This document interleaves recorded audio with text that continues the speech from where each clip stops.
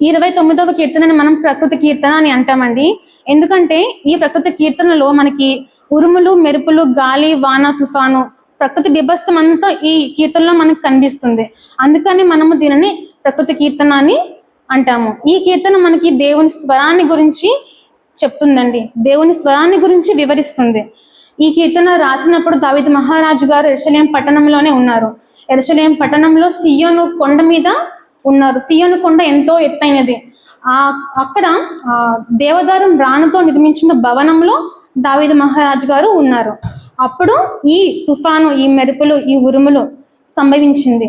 దావీదు ఉన్న చోటికి అంటే సియోను కొండ మీద నుంచి పడమరన మధ్యధర సముద్రం ఉంటుంది, ఉత్తరాన ఇశ్రాయేల్ భూభాగం ఉంటుంది. అక్కడ లెబానోను పర్వతం, షిర్యోను కొండ, కాదేశు ఎడారి అదంతా ఉత్తరాన ఉంటుంది. మధ్యధర సముద్రం నుంచి ఈ యెరూషలేము పట్టణం వరకు ఈ తుఫాను, ఈ ప్రకృతి బీభత్సం అంతా వ్యాపించింది.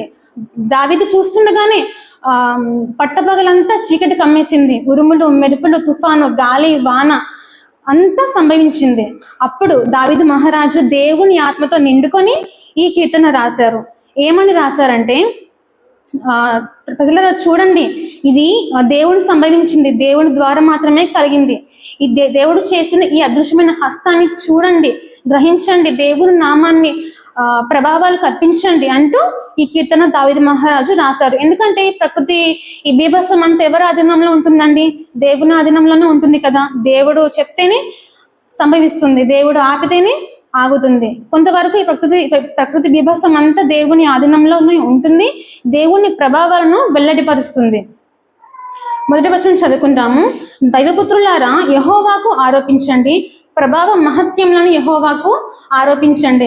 ఇందాక మనం చెప్పుకున్నాం కదండి, ప్రజలారా చూడండి, దేవుని ఆలయానికి వెళ్ళండి, దేవునికి ఆరోపించండి, ఆయనకి ప్రభావాలను ఆరోపించండి అంటూ దావీదు మహారాజు గారు చెప్తున్నారు. రెండవ వచనం, యెహోవా నామమునకు చెందవలసిన ప్రభావములు ఆయనకు ఆరోపించండి, ప్రతిష్ఠితములకు ఆభరణములు ధరించుకొని యెహోవా ఎదుట సాగిల పడుడే. అంటే ఇక్కడ ప్రతిష్ఠితములకు ఆభరణములు అంటే ఏంటండి? చక్కగా రెడీ అయ్యి కొత్తగా మంచి చీరలు కట్టుకొని వెళ్ళి రెడీ అవ్వమని అర్థమా? కాదు కదండి. ఇక్కడ ప్రతిష్ఠితములకు ఆభరణములు అంటే పవిత్రమైన గుణము అని అర్థము. ఒక మాట మనం చూసుకుందాము. సామెతలు 15వ అధ్యాయం 8వ వచనం. సామెతలు 15వ అధ్యాయం 8వ వచనం నేను చదువుతాను. భక్తిహీనులు అర్పించు బలులు యెహోవాకు హేయములు, యథార్థవంతుల ప్రార్థన ఆయనకు ఆనందకరము. నిజమే కదండి. భక్తిహీనులు అర్పించు ప్రార్థన యెహోవాకు ఇష్టమా అండి? ఇష్టం లేదు కదండి. మనము సమాజంలో లోకానుసారంగా జీవించి దేవుని మందిరానికి వచ్చి ఎంతో ఘనంగా ఆరాధన చేస్తే అది దేవునికి అవసరం లేదండి. మనం సమాజంలో కూడా దేవుని ప్రేమను మనం వెల్లడిపరచాలి. సమాజంలో ఒకేలా ఉండాలి, దేవుని మందిరంలో ఒకేలా ఉండాలి, ఎవరు చూడకుండా మనంతటి మనం కూడా ఒకేలాగా ఉండాలి, యథార్థంగా ఉండాలి. అందుకే ఇక్కడ దావీదు మహారాజు గారు చెప్తున్నారు, యథార్థవంతుల ప్రార్థన ఆయనకు ఆనందకరము అని. మూడవ వచనం, యెహోవా స్వరము జలముల మీద వినబడుచున్నది, మహిమగల దేవుడు ఉరుము వలె గర్జించుచున్నాడు, మహాజలముల మీద యెహోవా సంచరించుచున్నాడు. నిజమే కదండి. దావీదు మహారాజు చూస్తుండగానే అక్కడ యెరూషలేము పట్టణం అంతా కొట్టుకొని పోతుంది కదండి. ఆ ప్రళయ జలములలో దావీదు మహారాజు దేవుని స్వరాన్ని వింటున్నాడు కాబట్టి ఈ మాట రాశాడు.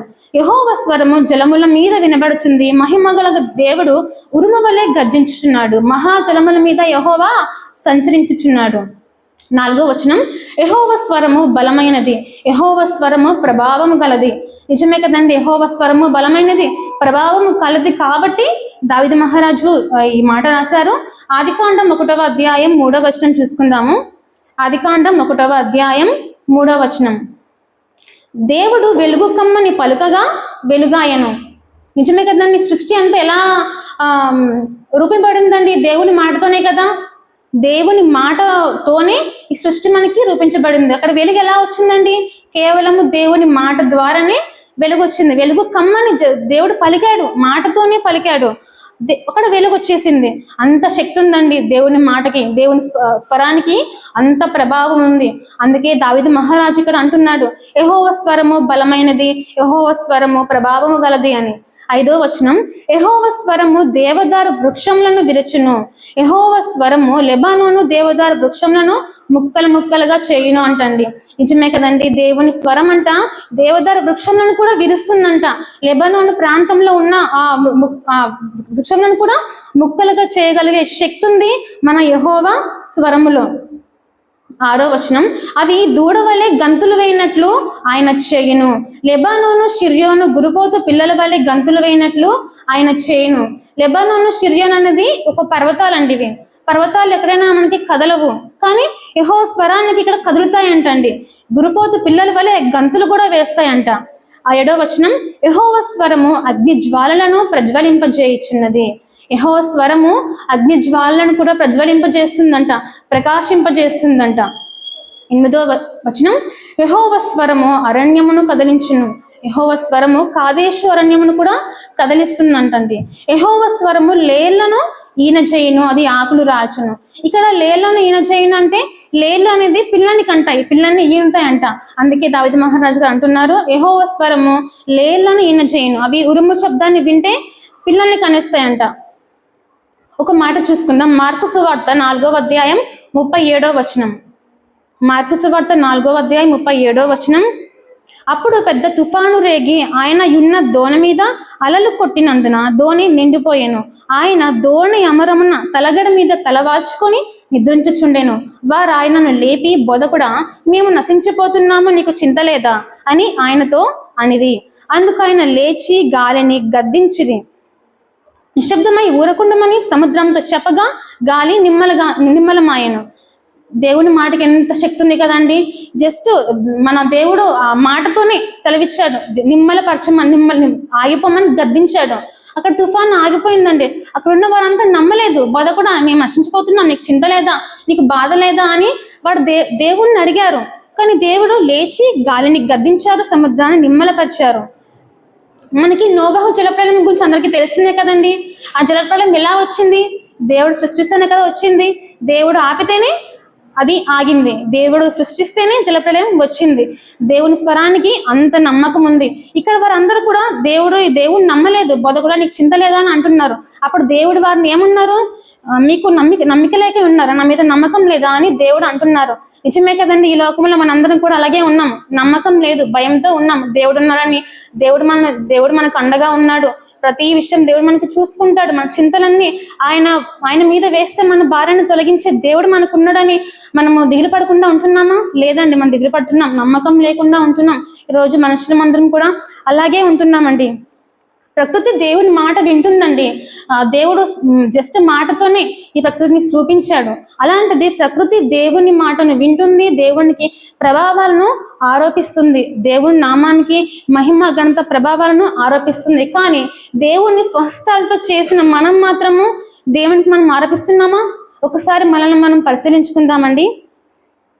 10వ వచనం చదువుకుందాం. యెహోవా ప్రళయ జలముల మీద ఆసీనుడాయను, యెహోవా నిత్యము రాజుగా ఆసీనుడాయను, యెహోవా తన ప్రజలకు బలము అనుగ్రహించును, యెహోవా తన ప్రజలకు సమాధానము కలుగజేసి వారిని ఆశీర్వదించును. నిజమే కదండి, యెహోవా ప్రళయ జలముల మీద ఆసీనుడై ఉన్నాడు, నిత్యము రాజుగా ఆసీనుడై ఉన్నాడు. ప్రజలకు బలము అనుగ్రహించేవాడు ఆయనే, సమాధానము కలుగజేయవాడు ఆయనే, వారిని ఆశీర్వదించేవాడు కూడా యెహోవాయే కదండి. ఫిలిప్పి 4వ అధ్యాయం 6-7 వచనాలు చూసుకున్నట్లయితే, దేనిని గూర్చి చింతింపకుడి గాని ప్రతి విషయంలోనూ ప్రార్థన విజ్ఞాపముల చేత కృతజ్ఞతాపూర్వకంగా మీ విన్నపములు దేవునికి తెలియజేయుడి. అప్పుడు సమస్త జ్ఞానమునకు మించిన సమాధానము యేసుక్రీస్తు వలన మీ హృదయములకును మీ తలంపులకును కావలి ఉండును. నిజమే కదండి, మనకున్న చింతలు, మనకున్న బాధలు అంతా, మన ఒత్తిడి అంతా దేవుని చింత విడిచిపెట్టదు చాలండి. దేవుడు మనకి సమస్త జ్ఞానానికి మించిన సమాధానం దేవుడే మనకి ఇస్తాడు. బలము అనుగ్రహించేవాడు ఆయనే. ప్రయాసపడి భారం మోచున్న సమస్త జనులారా నా యొద్దకు రండి, నేను మీకు విశ్రాంతి కలుగజేస్తానని దేవుడు చెప్తున్నాడు కదండి. మీ భారం మీరే మోసుకుంటే ఎంతో భారంగా ఉంటుంది, మీరు మొయ్యలేరు. అదే మీ భారం నా మీద వేస్తే నేను చూసుకుంటాను, మీరు సంతోషంగా ఉండొచ్చు అని దేవుడు మనకి మాట సెలవిస్తున్నాడు కదండి. మహోన్నతుని చాటున నివసించువాడే సర్వశక్తుని నీడను విశ్రమించువాడని దేవుడు మనకి చెప్తున్నాడు. దేవుని చాటున మనం నివసిస్తే చాలు, మనకి దేవుడు విశ్రాంతి కలుగజేస్తాడండి. మనము ఈ కీర్తనలో తెలుసుకోవాల్సింది 3 విషయములండి. మొదటగా ప్రకృతి దేవుని ప్రభావాలను ఆరోపిస్తుంది కదండి, మనం కూడా దేవుని ప్రభావాలను ఆరోపిస్తుంది. ఇక్కడ ప్రకృతి దేవుని స్వరాన్ని 7 సార్లు వివరిస్తుందండి, 7 సార్లు వివరిస్తుంది. మొదటగా దేవుని స్వరము జలముల మీద వినబడుచున్నది, అది బలమైనది. యెహోవా స్వరము ప్రభావము గలది. దేవదార వృక్షములను విరుచును. యెహోవా స్వరము అగ్ని జ్వాలలను ప్రజ్వలింపజేయును. యెహోవా స్వరము అరణ్యమును కదలించును, లేళ్లను ఈనజేయును. ఈ విధంగా ప్రకృతి దేవుని స్వరాన్ని వెల్లడిపరుస్తుంది, దేవునికి ప్రభావాలను ఆరోపిస్తుంది. ఇది మొదటి వచనం. రెండవ వచనం ఏమిటండి? మనము దేవుని మాట మీద నమ్మిక ఉంచడం, అది రెండవ వచనం. మూడవ వచనం చూసుకున్నట్లయితే మనకున్న చింతలు, మనకున్న బాధలు, ఒత్తిడి, శ్రమలు అన్ని మనము దేవునిపై నమ్మకం ఉంచి దేవుని చింత పెడితే చాలండి. దేవుడు మనకి సమస్త జ్ఞానానికి మించిన సమాధానము, బలము ఆయనే కలుగజేస్తాడు. నీ ముఖము మనోహరము, నీ స్వరము మాధుర్యము, నీ పాదాలు అపరంజిమయము. నీ ముఖము మనోహరము, నీ స్వరము మాధుర్యము, నీ పాదాలు అపరంజిమయము. యేసయ్యా నా ప్రాణ ప్రియుడా, మనగలనా నిన్ను వీడి క్షణమైనా. యేసయ్యా నా ప్రాణ ప్రియుడా, మనగలనా నిన్ను వీడి క్షణమైనా. నీ ముఖము మనోహరము, నీ స్వరము మాధుర్యము, నీ పాదాలు అపరంజిమయము. నీవే నా తోడువై, నీవే నా జీవమై, నా హృదయమున నిలచిన నావికమై. నీవే నా తోడువై, నీవే నా జీవమై, నా హృదయమున నిలచిన నావికమై. అనువనువున నీకు పరిశుద్ధమై, నన్ను ఎన్నడూ వీడని అనుబంధమై. అనువనువున నీకు పరిశుద్ధమై, నన్ను ఎన్నడూ వీడని అనుబంధమై. నీ ముఖము మనోహరము, నీ స్వరము మాధుర్యము, నీ పాదాలు అపరంజిమయము. అవునయ్యా, నీ ముఖము మనోహరము నా తండ్రి, నీ స్వరము ఎంతో మాధుర్యము నా తండ్రి. అయ్యా, నీ స్వరము ఎంతో బలమైనది ప్రభా. అయ్యా, అది ఎంతో బలమైనది ప్రభా, ఎంతో ప్రభావము గలది నా తండ్రి. ఇదిగో నా తండ్రి, ప్రకృతి అంతా తండ్రి ప్రభా నీ నామాన్ని వెల్లడిపరుస్తుంది నా తండ్రి, నీకు ప్రభావాలను ఆరోపిస్తుంది నా తండ్రి. అయ్యా, నీ స్వరము జలముల మీద సంచరిస్తుంది నా తండ్రి. అయ్యా, ఇదిగో నా తండ్రి, నీ స్వరము దేవదార వృక్షములను తండ్రి ముక్కలు ముక్కలుగా చేస్తుంది నా తండ్రి. నీ స్వరము లేళ్లను జయించున్నది నా తండ్రి. నీ స్వరము అరణ్యమును కూడా కదిలిస్తుంది నా తండ్రి. అయ్యా, నీ స్వరానికి ఎంత గొప్ప అయ్యా శక్తి ఉంది. నీ స్వరము తండ్రి గంభీరమైనది, అది ఎంతో భయంకరమైనది నా తండ్రి. ప్రభువానికి స్తోత్రములు, స్తోత్రములు, స్తోత్రములు తండ్రి. అయ్యా, నీవు మాట మాత్రం సెలవిస్తే చాలు నా తండ్రి, అద్భుతాలు జరుగుతాయి నా తండ్రి. అయ్యా, నీ మాటకి ఎంతో శక్తి ఉంది నా తండ్రి. ఇదిగో నా తండ్రి ప్రభువా, తండ్రి నీ మీద నమ్మకం ఇస్తే చాలు నా తండ్రి. అయ్యా నీ మీద నమ్మకం ఉంచి మాకున్న ఒత్తిడి, శ్రమ, ఇబ్బందులు, ఇరుకులు అన్ని నా తండ్రి నీ చెంత విడిచిపెట్టండి నా తండ్రి ప్రభా. అయ్యా నీవు మాకు సమస్త జ్ఞానాన్ని మించిన సమాధానము తండ్రి మాకు కలిగజేసే దేవుడవు నా తండ్రి. నీకు స్తోత్రములు స్తోత్రములు స్తోత్రములు ప్రభా. ఇదిగో నా తండ్రి ప్రయాసపడి భారం ఇచ్చిన సమస్త జనులారా నా యుద్ధకు రండి, నేను మీకు విశ్రాంతి కలుగజేస్తానన్న గొప్ప దేవుడవు నా తండ్రి ప్రభా. అయ్యా మాకు విశ్రాంతి కలుగజేసే గొప్ప దేవుడు అయ్యా, నీకు స్తోత్రములు స్తోత్రములు స్తోత్రములు ప్రభా. అయ్యా నీ నామానికి ఎంత శక్తి ఉంది నా తండ్రి. అయ్యా నీ నామం ఎంతో ప్రభావము గలది నా తండ్రి. మహిమోన్నతుడా నీకు వందనాలు అయ్యా. నీకే స్తోత్రములు స్తోత్రములు స్తోత్రములు ప్రభా. ఇదిగో నా తండ్రి ఒక్క మాట సెలవిచ్చావు నా తండ్రి, అద్భుతాలు జరిగాయి నా తండ్రి. ఇదిగో నా తండ్రి అయ్యా నీకే సమస్త మహిమ, ఘనత, ప్రభావంను చెల్లించుకుంటూ ఈ కొద్ది స్తుతి ఆరాధన యేసుక్రీస్తు నామం పేరిట సమర్పించుకొంచున్నాము తండ్రి. ఆమేన్.